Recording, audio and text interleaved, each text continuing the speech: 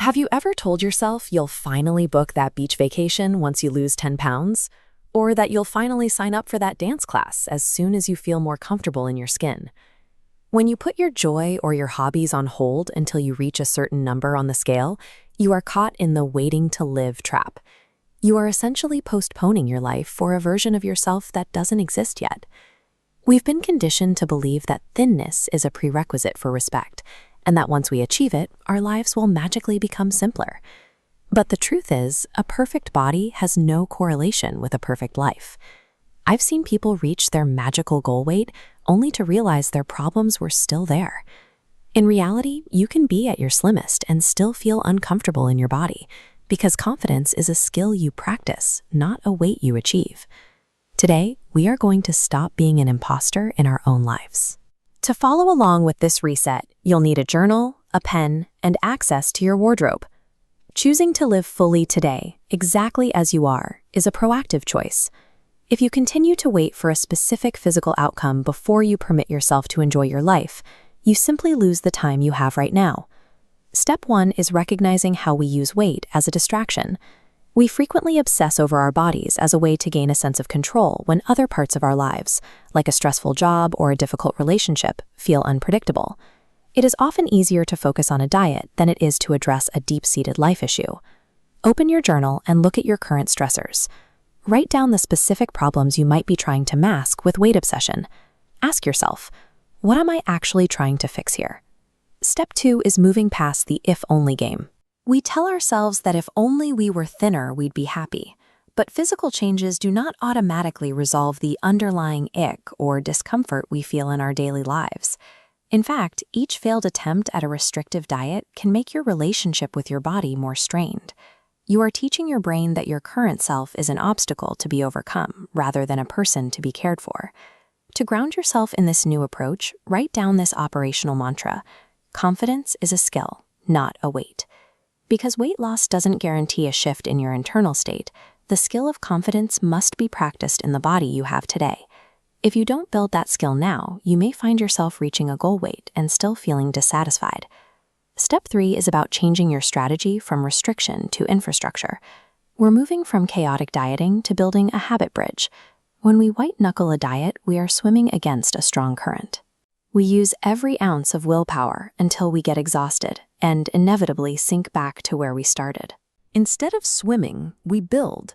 By adding tiny, healthy habits, one by one, we create a path that doesn't rely on constant, intense effort. This is how you build food trust and consistency. Choose one micro-habit you can start today. It could be cooking one meal at home or taking a walk for the sake of enjoyment rather than exercise.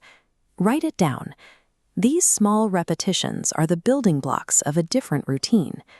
While an intense, unattainable goal often leads to burnout, these consistent actions create a stable foundation that holds up over time. Step 4 is a physical audit. It's time to stop looking at your body as the problem and start looking at your wardrobe. If an item of clothing doesn't fit, that is a failure of the garment, not your body. Keeping gold jeans in your closet is like keeping a critic in your bedroom. Seeing them every morning can trigger a stress response, putting your system into a survival mode before your day even begins. Try the sit-down test. If you can't breathe and move comfortably while sitting in an outfit, it shouldn't be in your closet. Your clothes need to change to fit your body, not the other way around. Step 5 shifts your perspective from ornament to instrument. Most of the images we see encourage us to view our bodies as two-dimensional objects meant for other people's judgment. In reality, your body is a three-dimensional tool for your experience. Your legs might not look like the ones in a magazine, but they carry heavy bags, give piggyback rides, and move you through the world. Practice functional gratitude by writing down 2 specific things your body did for you today. Maybe it helped you carry groceries or allowed you to hug a friend. When you evaluate your body by its utility, you begin to neutralize aesthetic judgment. You start seeing your body as the primary instrument for experiencing your life. To finish this reset, we're going to use a physical anchor to signal to your system that it is okay to stop waiting. Take your hand, imagine you're touching something precious, and slowly bring it to your face. Feel that warmth against your skin. This micro signal of pleasure and warmth is a simple way to communicate safety to your nervous system. It helps lower the threat response we often feel when we are judging our own bodies. Choosing to live your life fully today, exactly as you are, is a radical act of rebellion against the idea that you aren't enough yet. If you're ready to stop waiting, I've left a link to my Body Confidence Toolkit in the description. It's designed to help you navigate the days when the waiting to live trap feels particularly heavy. Remember, what you weigh is the least impressive thing about you. Your life is happening right now. Don't miss it. Thanks for watching, and I'll see you in the next video.